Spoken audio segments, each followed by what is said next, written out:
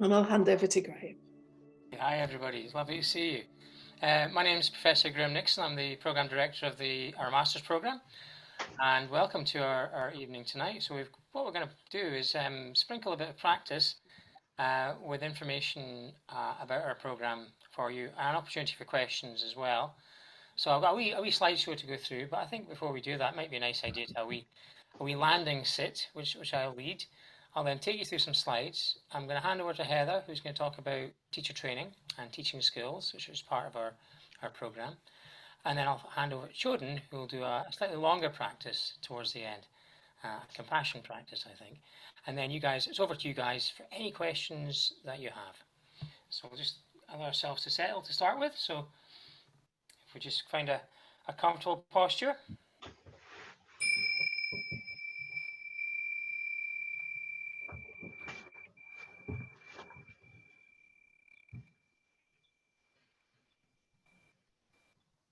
Just allowing ourselves to land in our chair, allowing ourselves to ground, bringing awareness to the frontiers of our sensations, of our body, the soles of our feet on the floor, the slightly straightened back on the chair, the shoulders dropping, and allowing ourselves to inhabit our body in a way that takes us away from expectations and planning.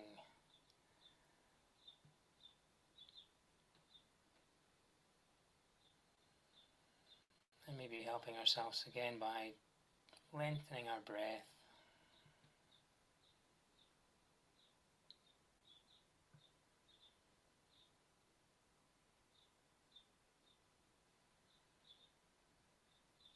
Deeper and longer.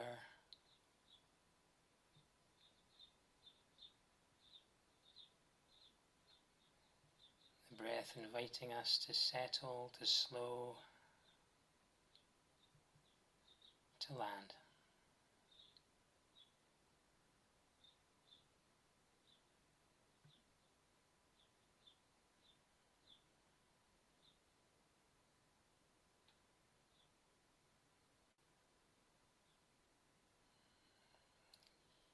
If it helps, bringing awareness to those areas where the breath is most noticeable. A gentle rise and fall of stomach, chest and shoulders.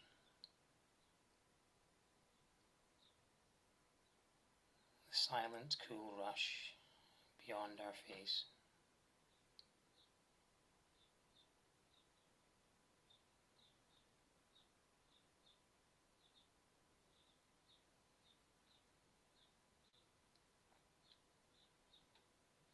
Noticing how on the out breath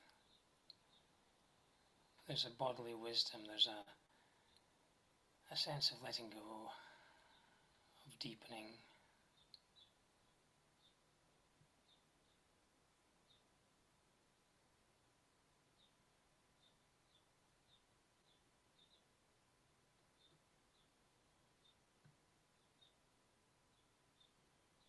So just resting awareness on our breathing.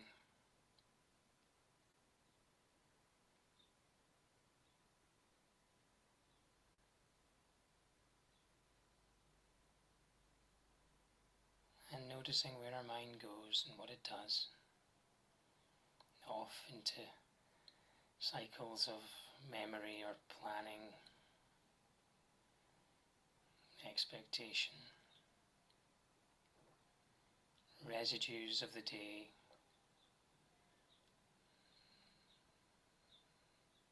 emotional resonances. Just bringing awareness to these things as they arise, and with a smile inviting our awareness back simply to breath.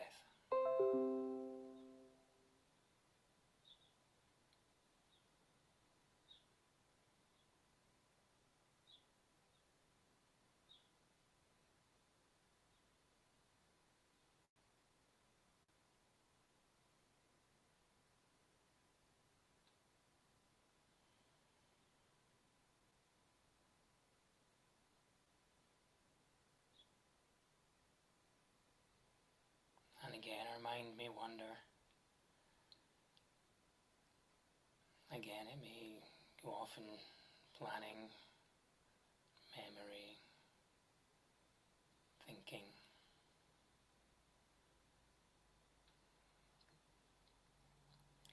And again, just coming back to the simple, natural flow of air within and without our bodies.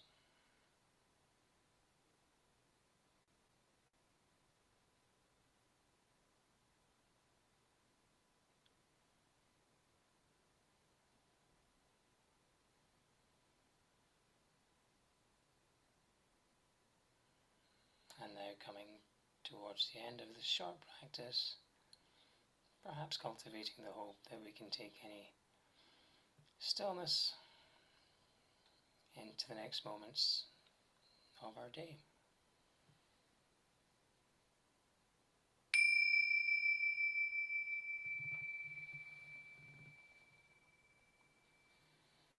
Okay, so welcome everybody. I'm going to share the screen now so you can see the PowerPoint.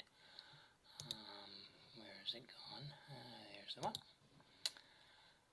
I'll take you through these slides. All this information is also available on the university website, but I think it's quite helpful to go through it, particularly with people involved in the programme.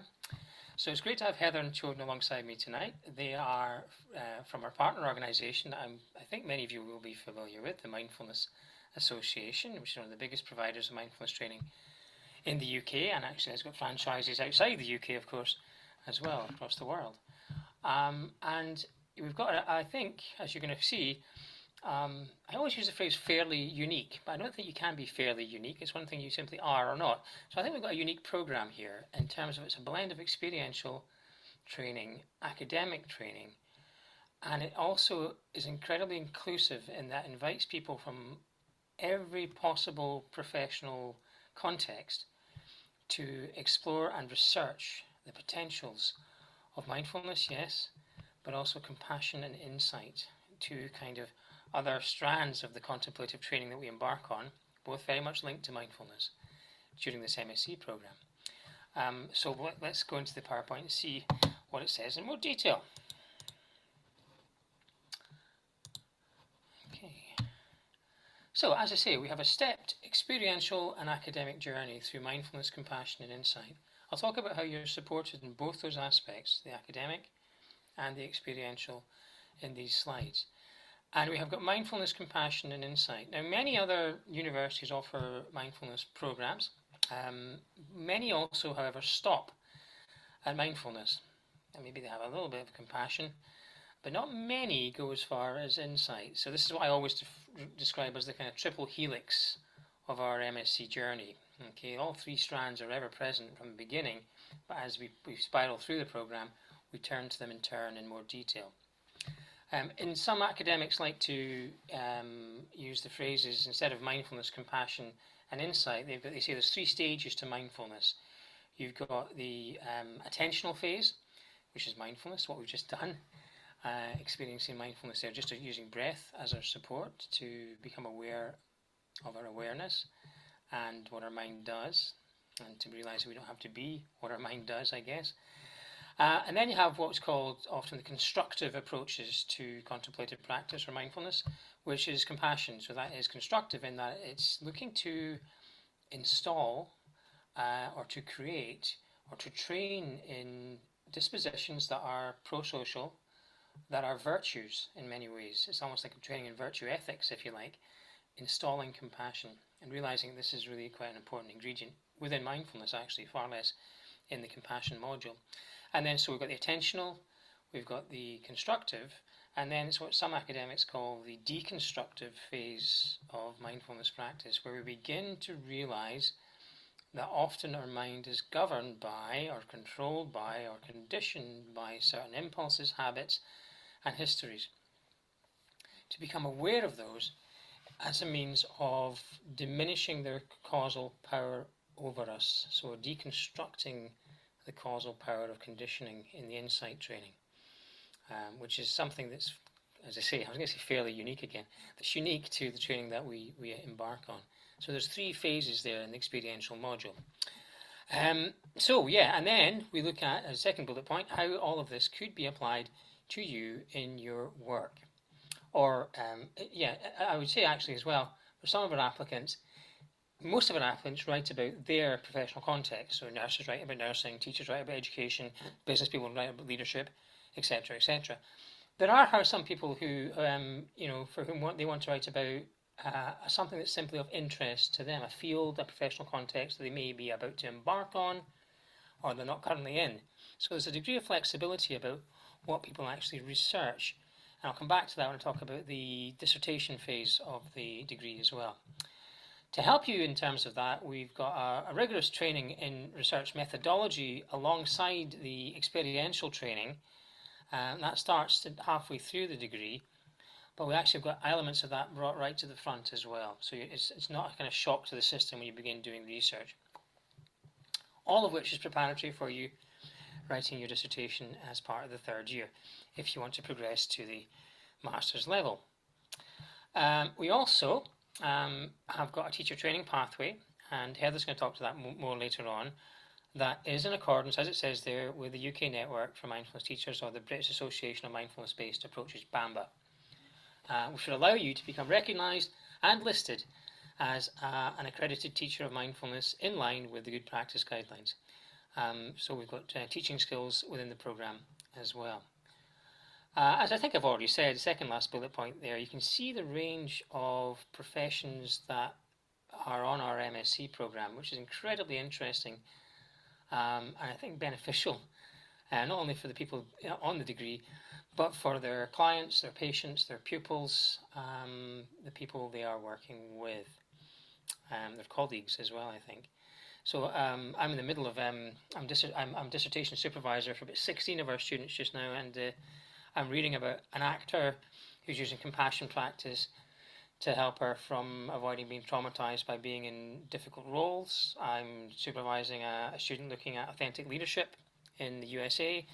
I'm supervising a student who's looking at why people with MS find mindfulness practice challenging. I could go on. So it's really, really interesting what people are looking at. It's very bespoke to their interests, and of course it's bespoke to their context. It is, as last point there, it is a program that assumes no prerequisites in terms of mindfulness practice. I'm probably right in assuming that most of you, or almost all of you, will have some introduction to mindfulness, if not maybe a lengthy introduction to mindfulness and training in mindfulness. However, we are very much welcoming of beginners as well as those who've got experience and can bring that experience to their reflections and to their writing in due course, and who want to deepen their practice perhaps also. So there's kind of a chart of what's all the ingredients are. So you've got that kind of core training trajectory of the practice, the experiential there, of mindfulness, compassion, and insight. Now each of these is, those 3 things, is the first 3 modules on the MSc programme. So we do mindfulness first semester, and for year 1 we do compassion, second semester year 1, insight first semester year 2, and then we start embarking on research skills after that. The practice doesn't stop, I should say that as well. We actually keep supporting practice right throughout the degree. So although we do have research training halfway through, we've still got practice weekends, and we still do have practice retreat as well, on the Holy Island or online, depending on where you want to do it. So outside of that kind of core trajectory, you've got an experiential training, we've got various aspects of philosophy, both philosophy about research, but philosophy is about mindfulness. I guess that's one of my main roles on the programme, to talk about what it is, where it comes from, and whether it belongs to a particular wisdom tradition, and of course the more important question about whether it is religious or not, and whether secular mindfulness can be a thing, which are fascinating discussions and really important discussions in kind of clarifying what we're talking about. Because one of the criticisms of mindfulness, of course, is around a lack of consensus of definition. And also one of the suspicions about mindfulness is that it's something that's religious and it's being done to people, and it's stealth Buddhism, or it's some kind of Trojan horse for a particular wisdom tradition. So these are important discussions that we have throughout the MSc actually. And in fact, some of our students are so interested in those discussions that they choose to write about them in their dissertation. So instead of writing about a professionally bound topic of research, they instead can write a philosophical discussion about what mindfulness is and where it comes from and what are the criticisms of it. So bear that in mind. So it doesn't have to be something that's tied to a professional context. We've got academic writing, we've also got reflective writing. It's worth mentioning that. So your assignments in the first year and a half will be academic. You'll be looking at, what the benefits of mindfulness might be in whatever work you do, but you'll also be asked to reflect on how mindfulness, compassion, and insight are landing with you. So that's an important thing. So we encourage our students, we require our students really, to journal about the practice experiences they're having from day one. They don't have to share those journals, but they should share excerpts of them to illustrate their essays in due course.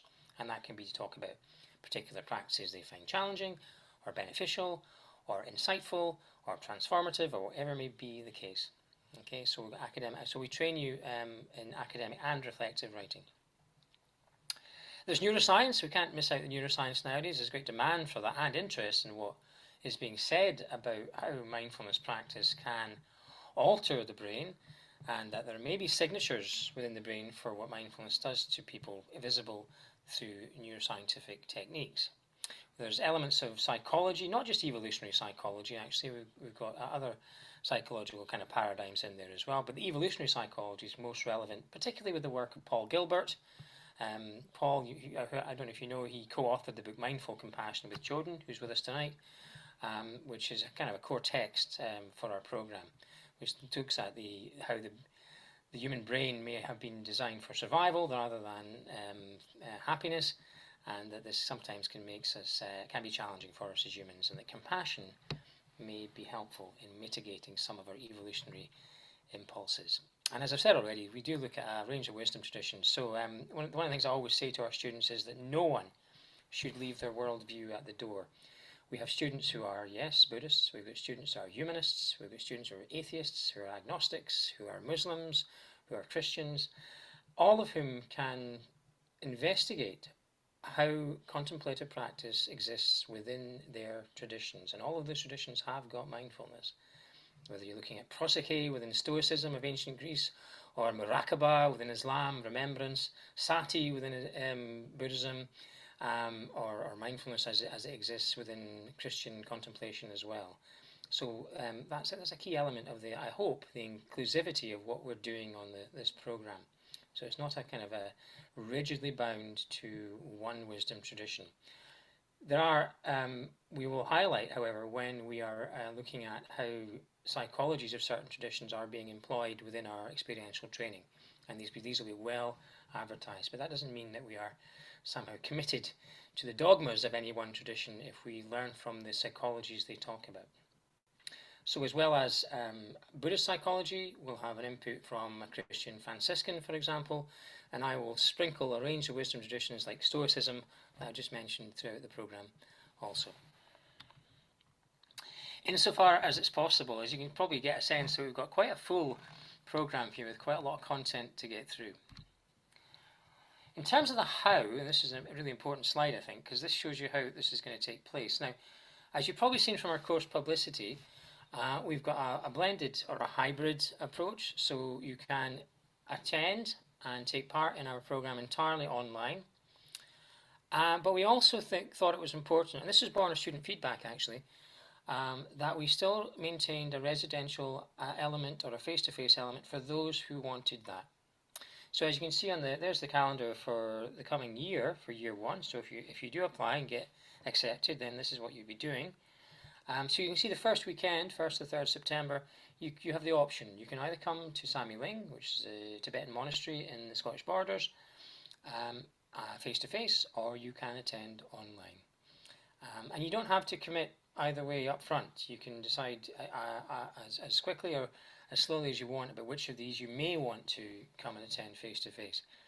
The second practice weekend is entirely online, and then the compassion module, as you can see again, the first one you have the option to be at Samye Ling or online, second one's online, And then at the end of the year, 1st to 7th of May 2024, we've got the option for those that want to come to the Holy Isle, which is off the west coast of Scotland, near the Isle of Arran.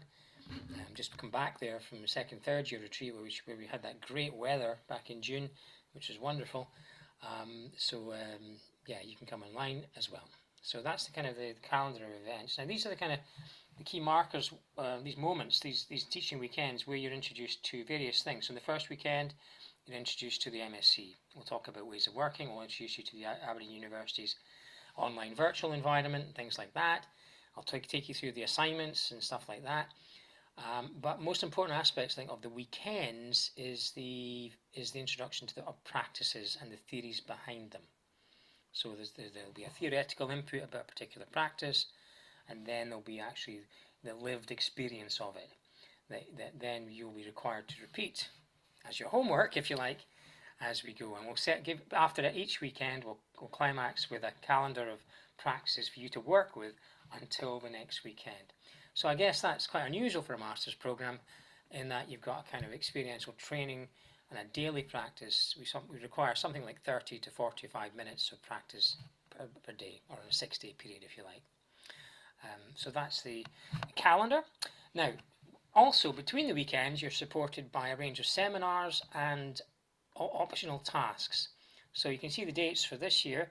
So beyond the first weekend, just after, on the 7th of September, I will meet everybody online and have a welcome and introduction to academic writing.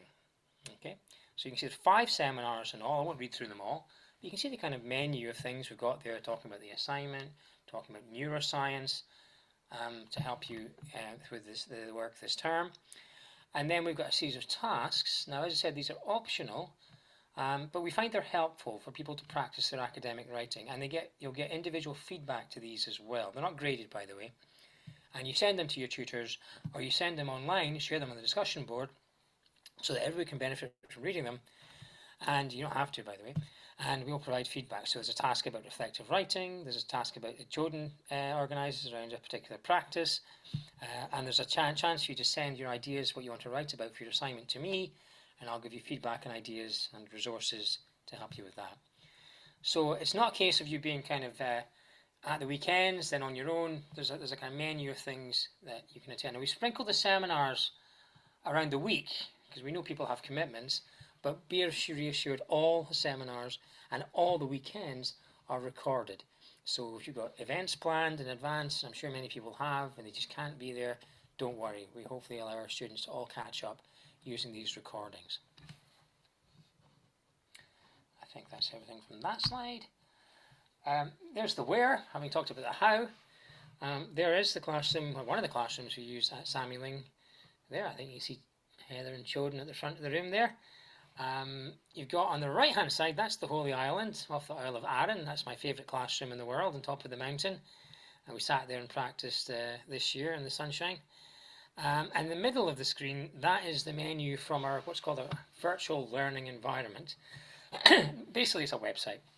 But it's hosted by the University of Aberdeen. You can only access it if you're a student. That's the course area for mindfulness for the first module, a couple of years old, this one.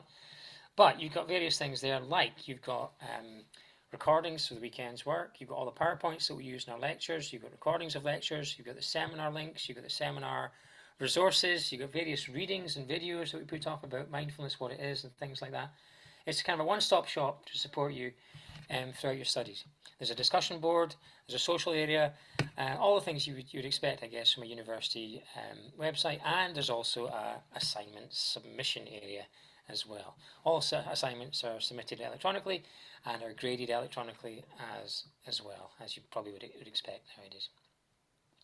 Don't think I need to mention. Oh, the last picture there's by is the University of Aberdeen's library, which is a lovely building. And I should say that the beginning of the third year, there is a weekend at the University of Aberdeen, again for those who want to attend it face-to-face. Others can attend it online, and that's a dissertation weekend where we begin the kind of process of discussing what we're going to write about in our research projects.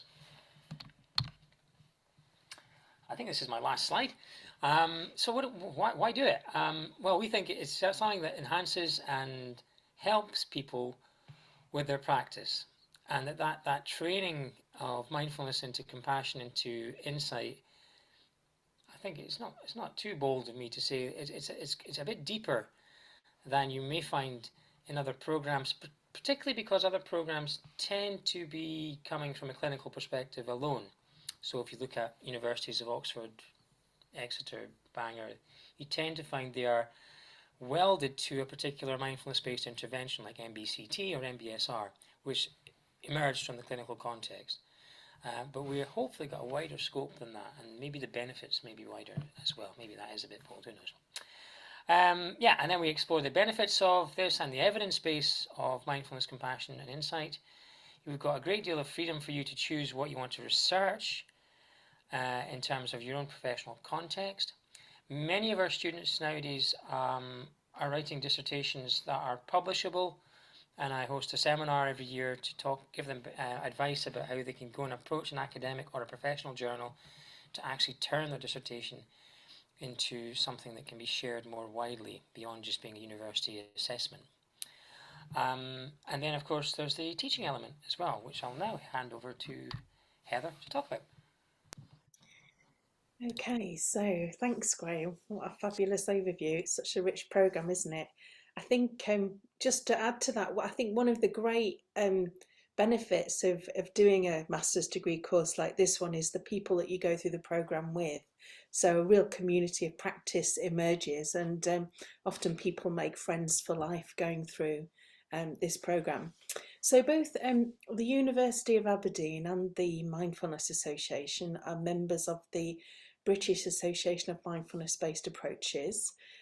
So we've been working with them for about 15 years, and one of the things that they developed was the Good Practice Guidelines for Mindfulness Teachers, which specifies the minimum training requirements for a mindfulness teacher to be safe and effective. So at the year-end retreats that we have every year, so you have one at the end of the first year, one at the end of the second year, and also one at the end of the third year. But the ones at the end of the first and the second year, the first 2 days of those retreats will be delivering teaching skills training. So we'll train you how to guide a mindfulness practice and how to lead an inquiry, which is the dialogue that we have at the end of a mindfulness practice to explore, to enable our participants to explore their experience and see what can be learned from their experience. So this is kind of part of a bigger teacher training pathway, but would give you the skills that you would need to work with clients with some short mindfulness practices. But then if you wanted to train to deliver an 8-week mindfulness-based living course to groups, then there would be some additional training that you would need to do with the Mindfulness Association to train to deliver that 8-week course and meet the requirements to become a mindfulness teacher that's registered on the British Association of Mindfulness-Based Approaches UK listing of mindfulness teachers. That's quite a mouthful. One thing to say is some people come on the training and they don't really want to train to teach. That's perfectly okay, but what it does do, the teacher training element deepens your own practice and understanding of mindfulness, but it also gives you the skills to share a practice and to communicate mindfully. So mindful listening and mindful speaking skills are very much developed as part of the teacher training. So it can be useful for those people that aren't actually planning to teach mindfulness. And many times we have people who do the teacher training bit and they say, well, actually I don't want to teach mindfulness, but then once they've had a go they find, well, actually I do, and then they go on and do more of the teacher training.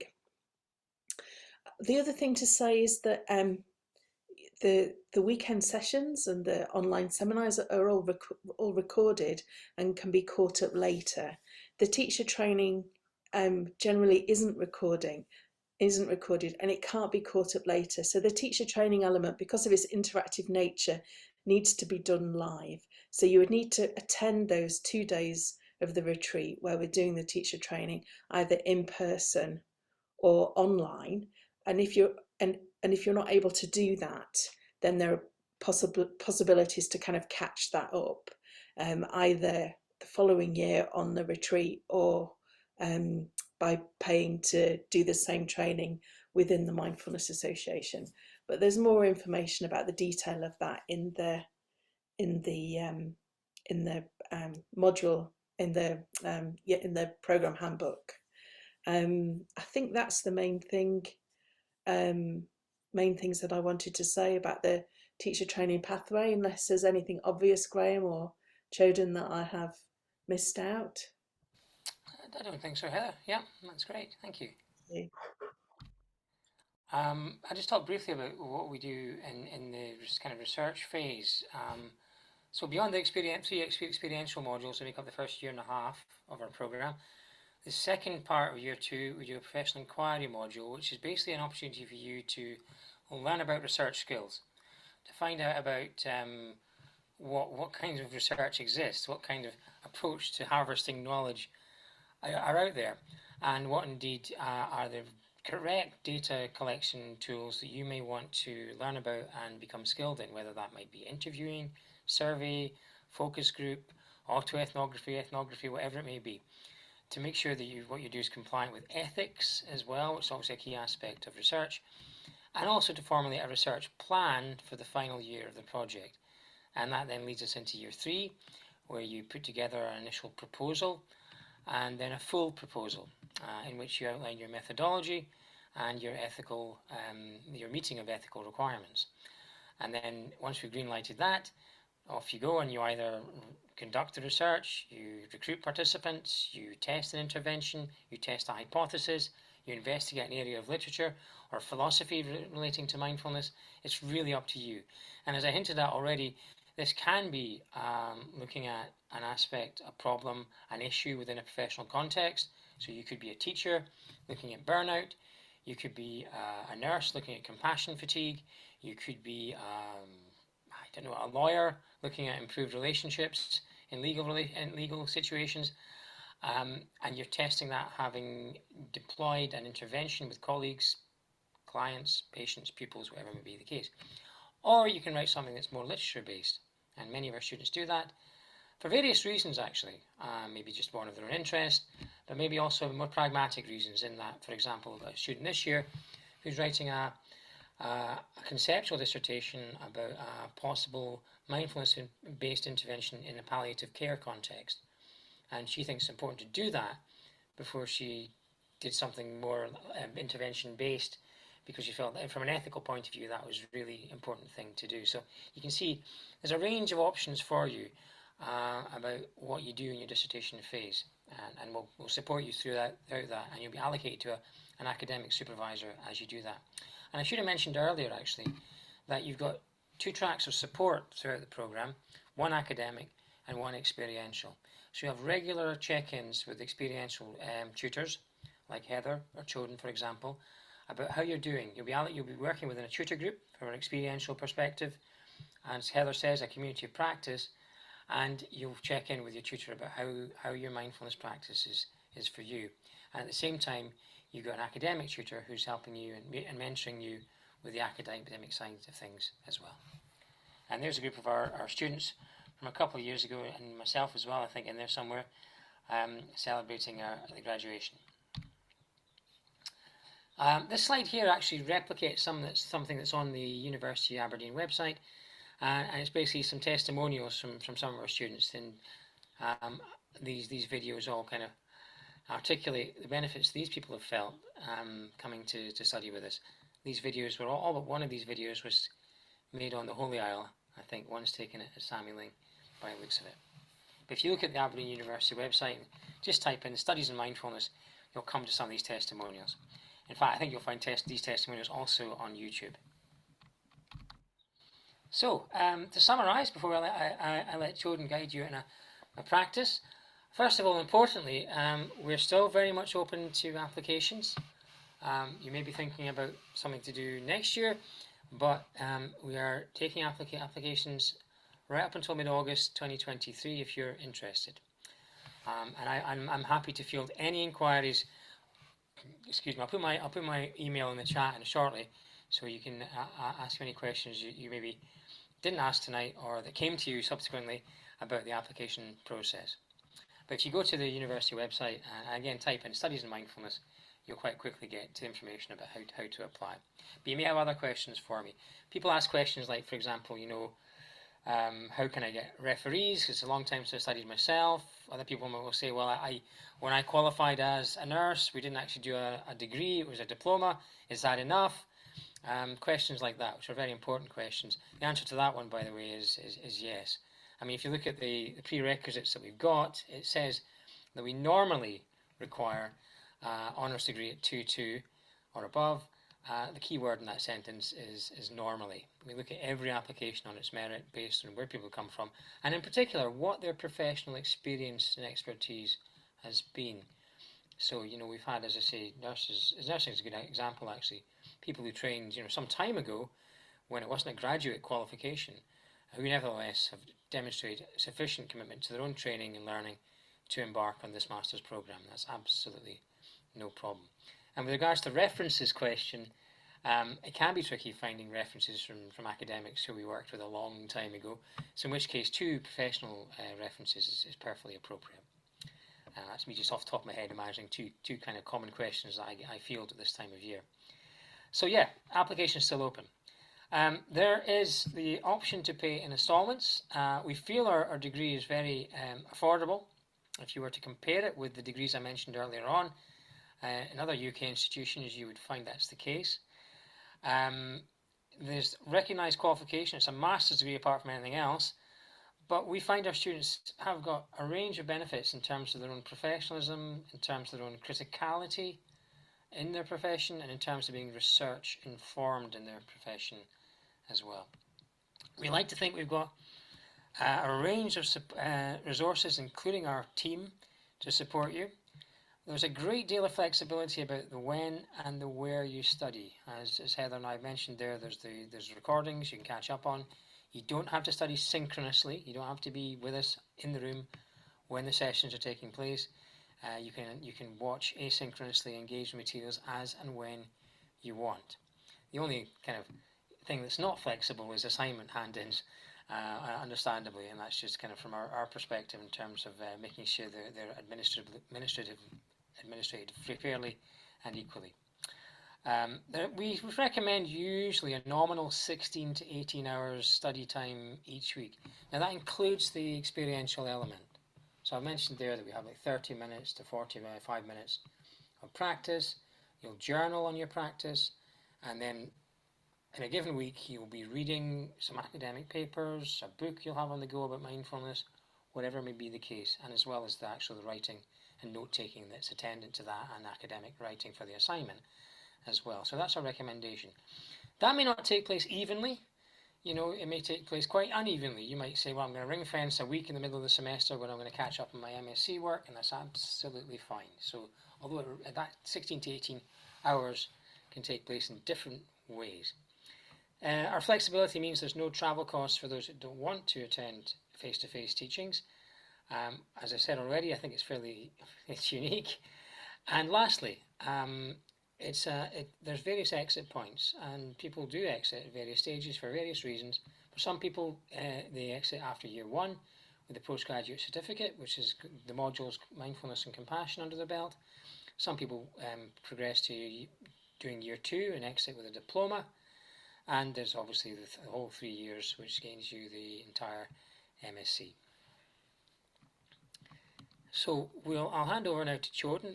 That's slide there for questions. So you may have some questions, but I think it'd be appropriate to hand over to him for a wee practice.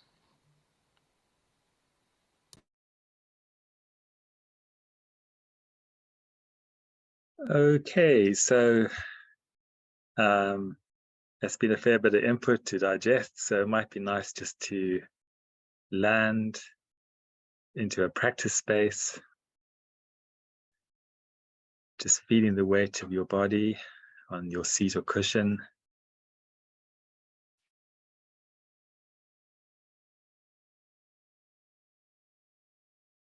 Aware of the fact that the earth supports your body beneath you.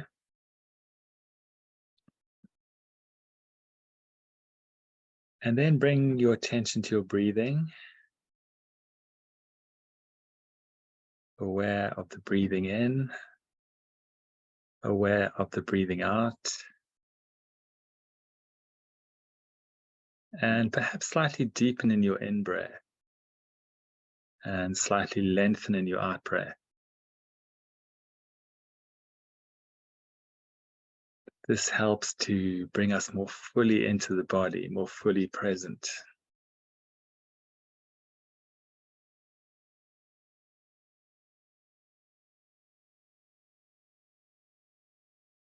If you find that your mind is quite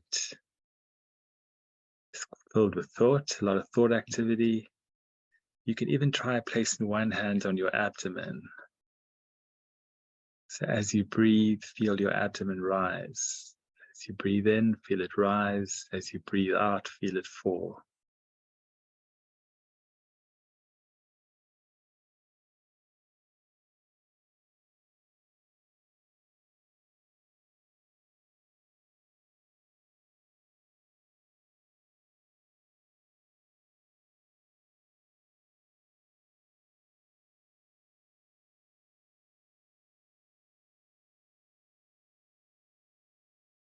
And now we'll integrate compassion into the breathing.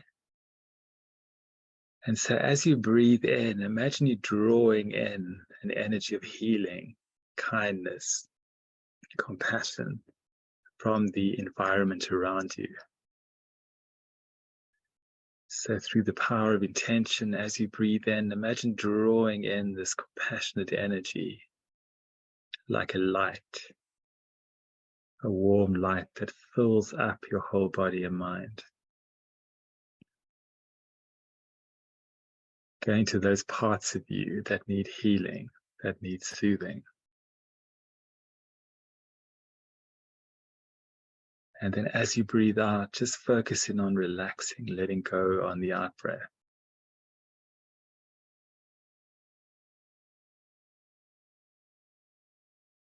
As you breathe in, drawing in this energy of compassion, healing, vitality, filling up your body and mind.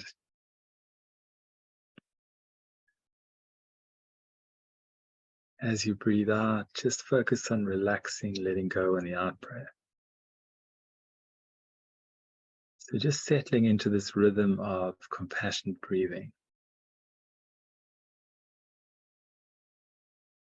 And you can imagine this energy of compassion taking a color that for you associates with compassion.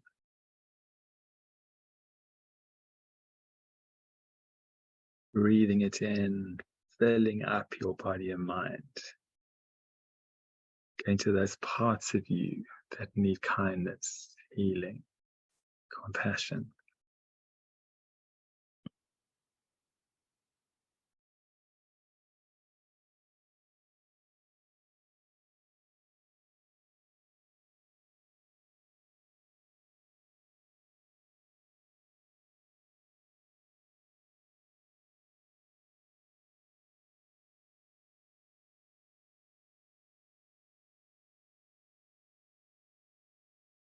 And now once you've built up the power of compassion within you, once you feel filled up with this energy, like a cup being filled to the brim, now imagine on the out breath, breathing out this energy of compassion, kindness, healing to all of us here in this session.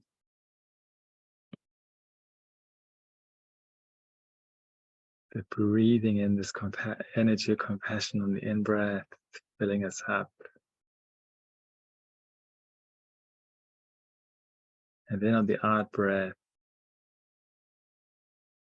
imagine this energy of kindness, healing, compassion going out to all of us here in this session together.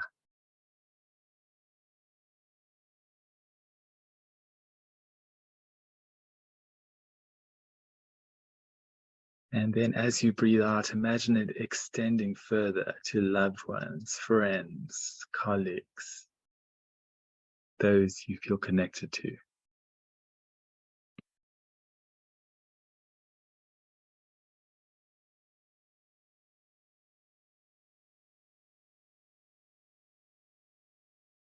As you breathe in, this compassionate energy flows in, filling you up, going to those parts of you that need soothing and healing. As you breathe out, imagine it flowing out to others, all of us here, loved ones, friends, expanding outwards ever more.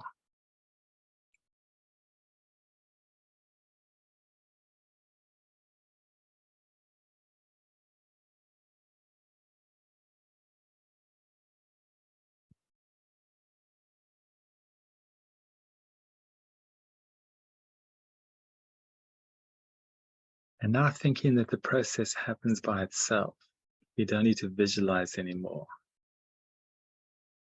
So as we breathe in, this energy of compassion flows in, filling us up. As we breathe out, it just naturally flows out to others.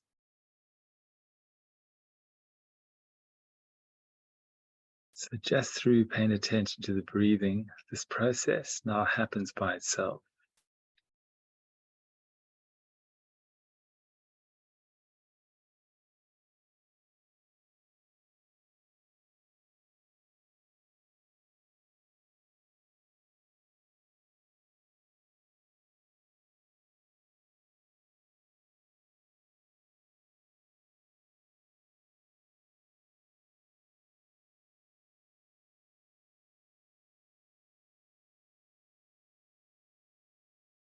Breathing in, the energy of compassion just naturally flows in. Breathing out, it naturally flows out to others.